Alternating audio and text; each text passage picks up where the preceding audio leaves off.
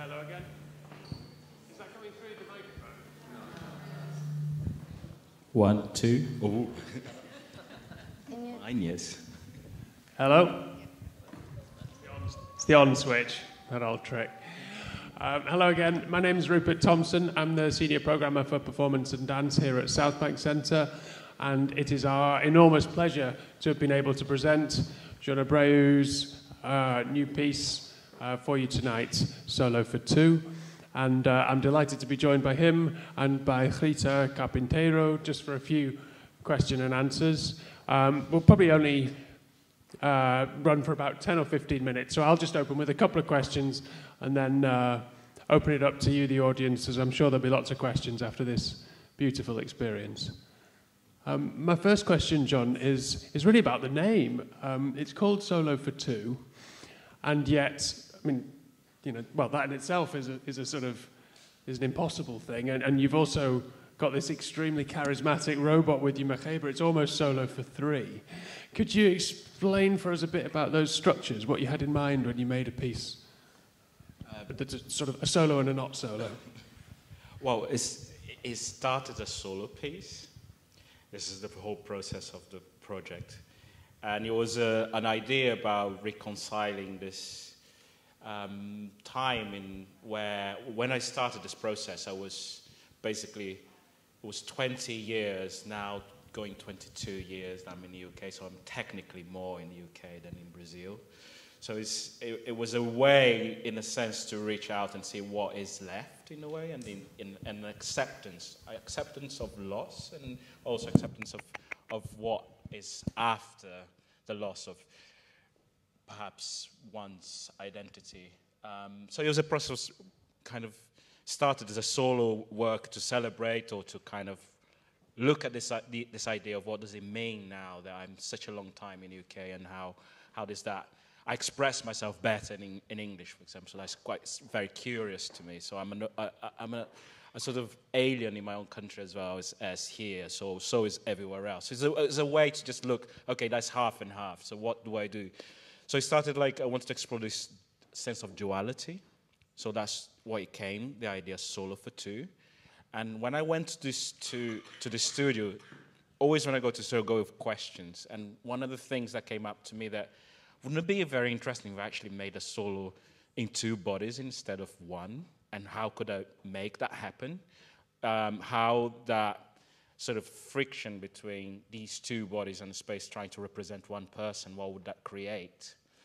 As for the technology, it came later on in the process, and it was a big question until quite recently, because the previous solo work, which this is part of a trilogy of solos, all kind of, I feel like I couldn't do a solo work that was just one. I had to think about three, because I think it's too complex for you to kind of develop a piece that is just in your own body and questioning identity. I think it's quite complex. So I imagine as a trilogy, so this is the second one.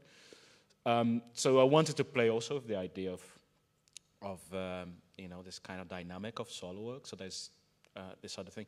And in the previous work, I had technology, so I felt, okay, how could I also bring this in? And I was interested in the question of robotics and this idea of moving objects and the body, and what would cause the body in terms of identity as well, because also it throws a whole other series of questions once you put you know, a moving machine. And I think nowadays, our life is totally involved around phones, and machines are always around, and I think it's very much presence and shaping. And I was saying the last question answer that I can speak to my parents right now and say, like, they are in my pocket, literally. I have this kind of WhatsApp group, which we probably all have. And they, you know, my family is this WhatsApp group, basically, and they are here right now with me. So I wanted this also that bridge this idea. So it was a series of questions. In the end, I think it's solo for one became for two, that became for three, and now it became to many in many ways. I feel like I should change the title several times. But at the same time, I imagine we're the same. in my mind, this triangle here has a kind of there's a past and present, and the technology is aiding that kind of reaching back and forward. So in a way, technology for me was more like a sort of a symbol. It was a kind of this professor that I work with of computer science from the University of Bath, who advised all the project. I was always telling him that technology for me is like almost like an oracle. He's calling it a totem. You know, like this place that you go and all these things is channeled through.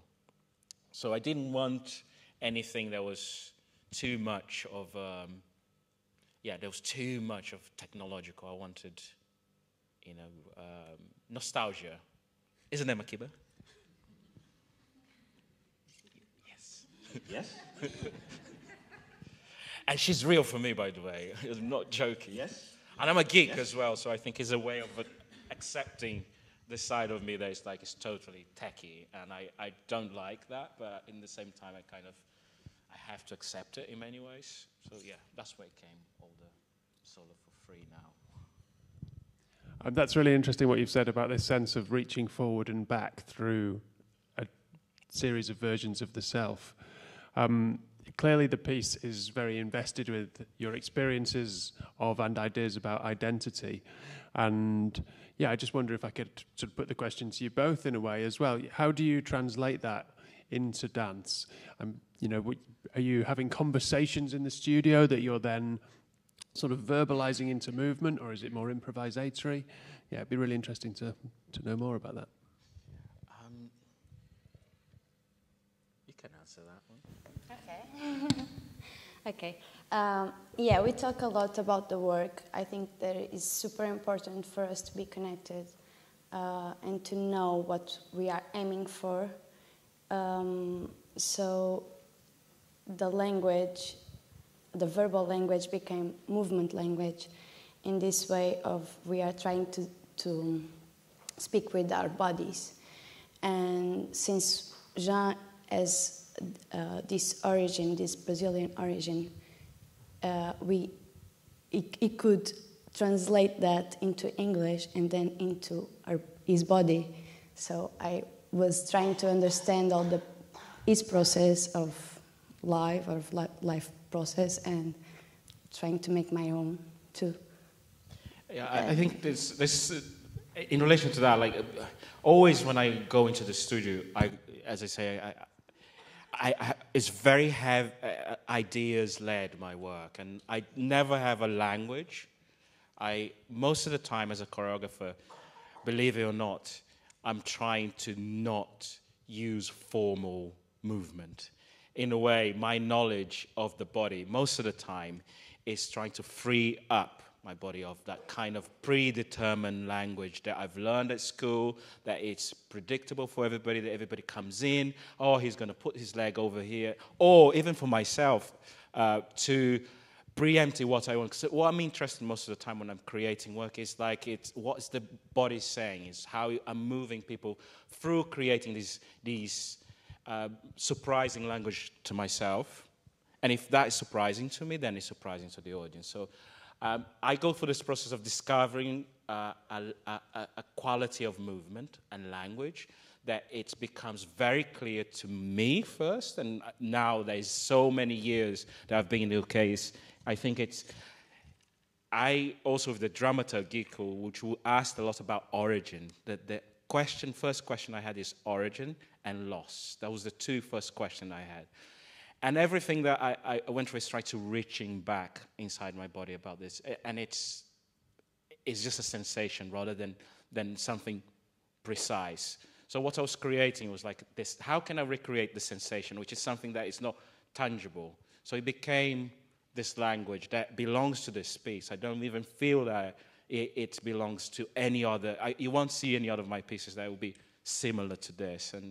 And also as a way for me to, how do I move now? I can't say anymore that the language that I create, it's capoeira or definitely not a kind of Latin to a certain extent. It's a hybrid of many influences, and with the dramaturgy that came into the space was quite important because it's basically just about question and about trust as well. The first thing that came out was that solo, which is, I can't really articulate how to create that solo, but one of the first things that the dramaturg has said, like, just trust what you're doing.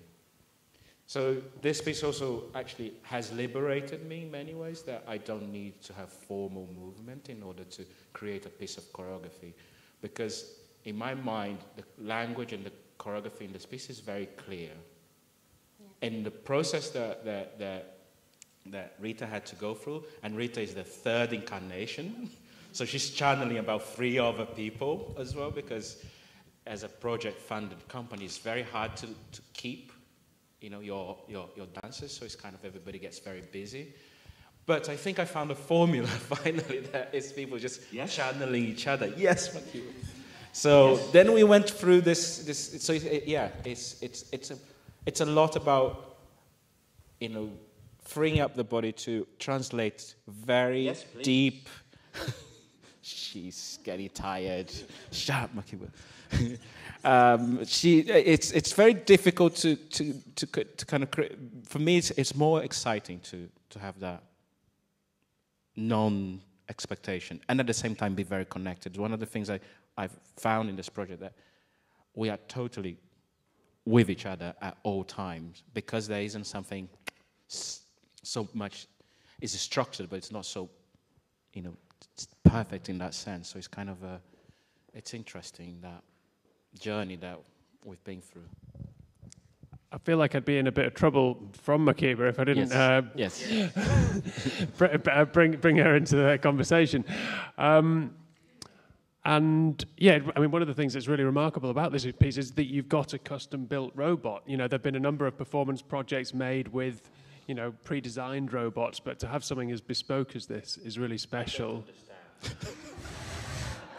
Neither do I, really.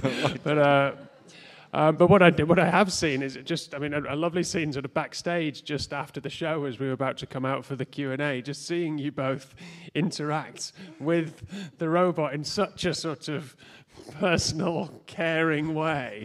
You know, it's got, I mean, the personality isn't just projected out, it's become a real relationship. And I guess I wanted to ask about this because you're talking about your process being very ideas-led. And so I can only imagine that the genesis of the collaboration with Bath University and the robot making came from your ideas. Would it be fair to say there's influences come back as well? And yeah, can you tell us anything about that? Michaela is the dad. That's all I'm going to say. So she's real. Yeah, we talked a lot about immaculate conception. I mean, I created a whole language. I had to believe that Makiba is real. Because like my movement, like any of the element I want to put in a piece, I want to believe in them. I want to make sure that it's there. And when you speak about technology, can easily, and robotics, I didn't want anything that was, you know, we went to visit some robotic lab, and they had this very scary kind of looking humanoid robots, and I'm like, I don't want this for Makiba. She's definitely not that. So it was a process of a lot of discovery of myself, Makiba, Michele Panegrossi, who very kindly, it's over there, and it's like it's an illusion that we created, that she's real and she's our language. And the first few questions was about how her shape, what she signified. So we had to give a lot of meaning. We thought about box migration, box of memory, my phone, how these things that kind of is embedded inside this piece of equipment that throws back at you. And in a way, going back to that concept, once Makiba was totally fully formed, because she went, this is the 4th generation, Makiba, do you think? Yes. 4th generation, there you go. She went through transformations along the way. She started as a little toy and then became a Perspex box. And then she had a sister called Josephine. And Josephine, unfortunately, had to be Josephine and Makiba became one, and there was one light, and then became two. So it's like, it's a big confusion. It's a bit like, I don't understand, do I, Makiba? It's really it's true. So it's kind of, in a way, that process made Makiba real. And the name came from a book that kind of I was reading at the time, which some of the text I utilized in the piece. So Maccabea, who is the anti-hero of this book by Clarice Lispector, she's the kind of anti-hero that is a tragic story, and we thought it was very appropriate to name Makiba after Maccabea from the Clarice Lispector's book. So it was a kind of going back to the ideas, everything within the process became real and more real and more real, to the point that now it's crystallized in this thing that we do. I mean, she's in the spaces. She's a performer for me. I mean, we treat it like this because I've learned something in robotics which was very interesting, which is anthropomorphism. Is that word? So it's like, if I talk to Makiba, you are believing that she's real because I'm directing her to be real. Yes. So yes, exactly. So if I believe, you believe. So in a way, it's a kind. I wanted to play with that question as well. To what extent do we think about artificial intelligence is real? To what extent do we believe in these things, and is it real? So there's a lot of these questions in a way. So the whole idea was like, how can we believe that she's real? So if we believe she's real, would the other people, and it's remarkable. She's real, isn't she? Waiting for Bluetooth. That's terrible, Michele. That's so. But no. So yeah, that feels like a good moment to open up to the audience. Are there any questions that you'd like to put to Jean or to Rita, or possibly even, to Makiba? Or,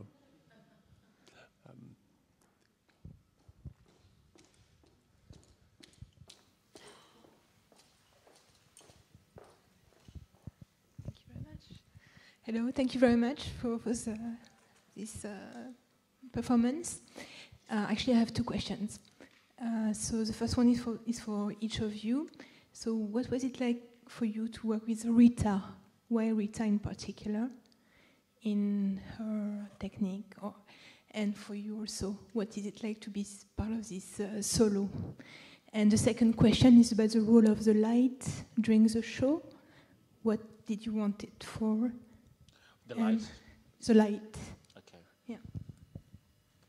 Well, if I understood the question, it's to work with this other body, which for me, a lot of the question in this piece is there's a lot of question otherness. I think once I wanted to answer the question of identity, I have to deal with the idea of otherness. So a lot of the ideas that we had to talk and that I wanted to speak with Rita was the sense of otherness, and how can she become like this other of ourselves to each other in a way, and channeling this one story, which it's loosely based in some of my own reflections. But I'm glad to say that when I perform the piece now, it's no longer, so it became this idea that we, in a way, we are a reflection of each other, and that's a quite slow process. And I have time, because this the third performer that I worked with, and it's possible within 3 weeks to get that kind of a slow process. Once the piece was created, the structures was created, especially when it comes to the solo. Once you understand the solo on Rita, the one that she does about the beginnings, I think from there, it unlocks every other part of the show in many ways. So I focus in very particular things. I work a lot of the quality that I'm interested in work. Then I work with what she's offering me, because most of the time I'm not interested, her legs is over here, she's moving a particular way or not.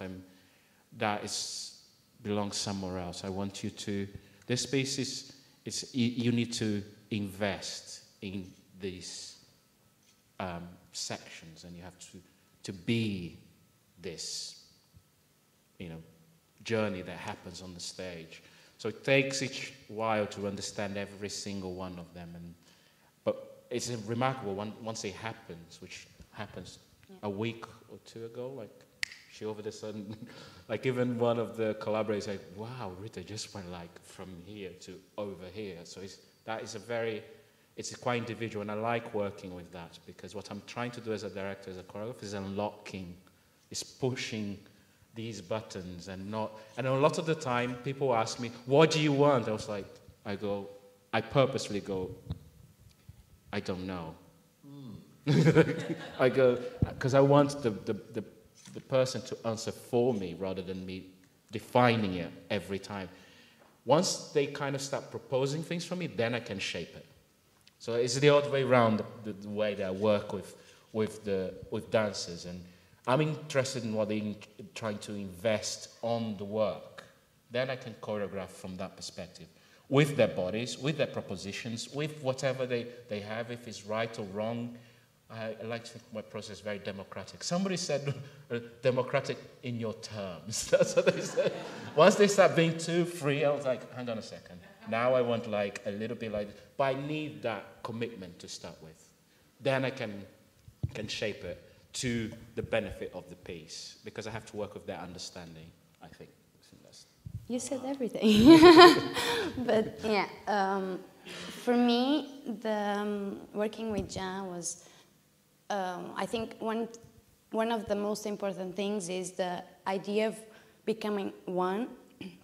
So for that to happen, you have to trust in your partner, because the beginning is we have to be connected, and we have to mutate to each other, like to become one, and to respond on the movement that. Okay, so for me, that is the most important thing: trust and connection. And from now on, you just have to work with that idea and be free, but to the same path. Yeah, it's the same path, it's the same end, but you can be free and try new things. I think I answered, yeah. And I was just going to say, because we're limited for time, what I may do is just see if there are other questions before we move on to the question about the lighting, which is certainly a very interesting question, but just to I just found what you said very interesting in terms of immigration or living in another culture. It's a very nice image of it, also what you just said. Yeah, thank you. Yeah. Are there any other questions from the audience? Hello. Do you have any special technique for you not to get injured? Because I think for the first 15 minutes, you are in top on him all the time. So I just wonder if you use any technique, something where you can strain yourself properly. Maybe she lost weight or something, for the last. You have been on a diet for the last month or so. First, choose your dancer carefully. That's the first. Make sure that they know how to understand their body. I mean, a lot of people ask me about this duet, and this duet, it's not painful at all as long as we both are working, and I emphasize, and most of the time, Rita is doing all the work. The only thing I'm providing, it's the stable position where she can kind of evolve in that. It is a very particular technique, and it involves a lot of trust. We literally are linked from there on, and there is a sense of releasing and connecting every time, because if she's just continuously strangling me, it doesn't work. She can't be doing force all the time. I can't be lifting her. So it's a very careful. The worst part of teaching this whole piece is that bloody duet, I have to say. Because when I'm teaching, inevitably that's when I get injured, because they don't understand yet. And it takes a while to understand that that kind of sense of total trust. And literally, she's on top of me all the time, and I have to pretend she's not there, like kind of thing, which is a crazy idea. Why do you do that? That's the only thing I've thought. When I thought of Origin, I create this duet. It wasn't like to be this beautiful thing that became. It became like that. It was because it's very dramatic. So it was because Origin for me is always something that it's in here, and I don't know. Like when I think about it, I don't understand. I don't know where it starts, where it ends, and it's something that I can't shake out like this. It's not even if you go like that. It creeps up in all sorts of. So that's the image that I had, and how can I? Going back to that question of the language of the movement, how could I recreate that? So then I saw the image of this person on top of somebody's back. I was like, this is it. So that's how I wanted to do a whole piece with somebody on me, and we had to feel like one all the time. There was no legs so in a way the technique evolves together. We have to look after each other a lot of the time. It has to be like that counterbalance. There has to be that kind of trust. Just trust I'm not going to leave a drop on the floor. And most of the time it does work. When we kind of start tensing it, that's when the injuries happen, because we're kind of blocking each other. And I like work with that quality, which is a total freedom to a certain extent, but total kind of, you have to be on all the time. We can't just like, doo-doo-doo, and that happens. It has to. I think we've probably got time for one more question. Are there others in the auditorium? Yeah, this gentleman. If you wouldn't mind just waiting for the microphone, sorry. You probably can. Thank you. Firstly, oh my God. Firstly, it was an absolutely phenomenal piece of work. Beautiful, absolutely beautiful. Yes. Stunning. But the thing I'd like to ask is, given that the whole piece was so physical, so nuts and bolts, and so corporal, at the end, with the projection of the ghostly figures on your bodies, which was sublime, what was your intention in that kind of moment when we kind of left there with these ghostly figures floating, which come up to the ceiling, and then we have this dark silence, which, I mean, I cried, but I just wanted to know what your intentions were. God, it's a great question. This is the last section I've created, literally. And I was just telling Rupert, it took me 10 days to imagine what did I want. Because I knew the last section, the previous development phase, we ended at one point, and we knew that the last section would be Makiba's moment. This is like, Chana, she's going to shine.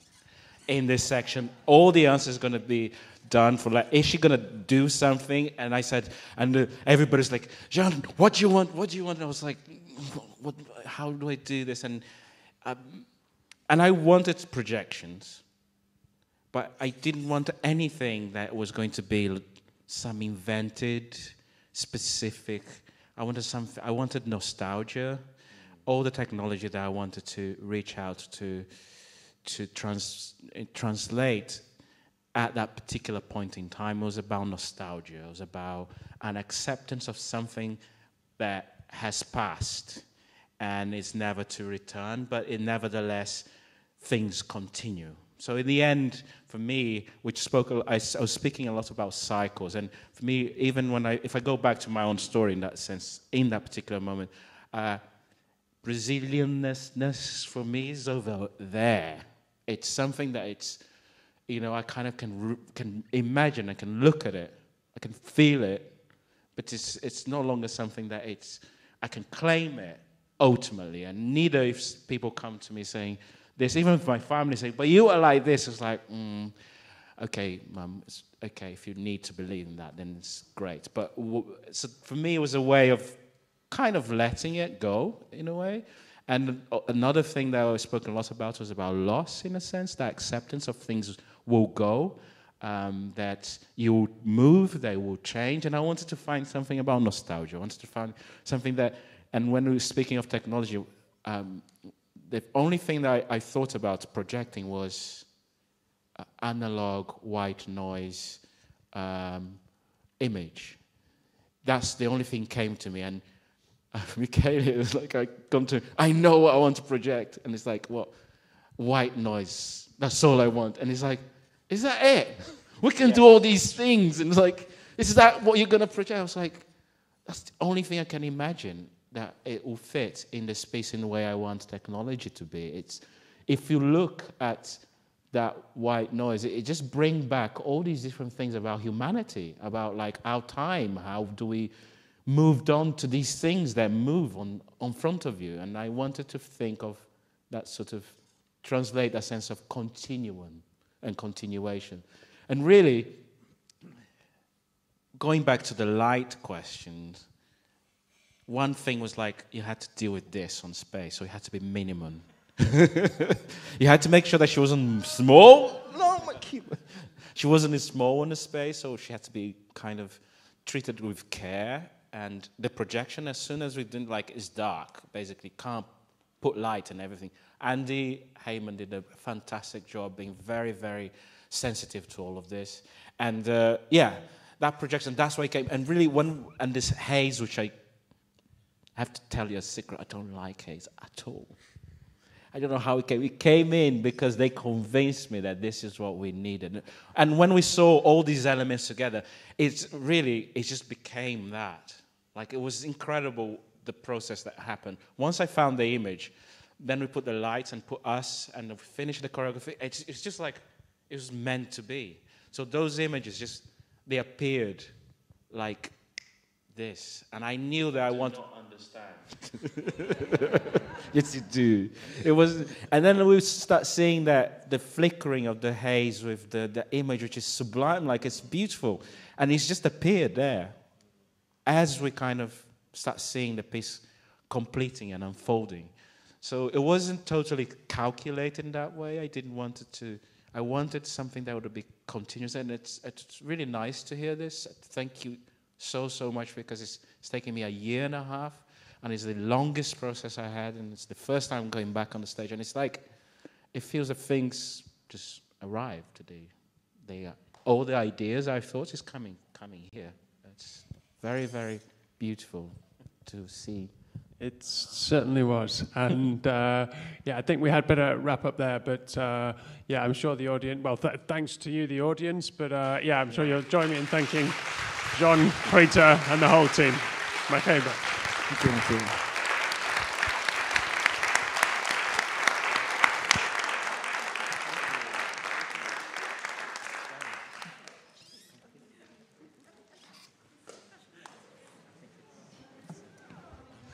It's the first time I make a piece that I'm not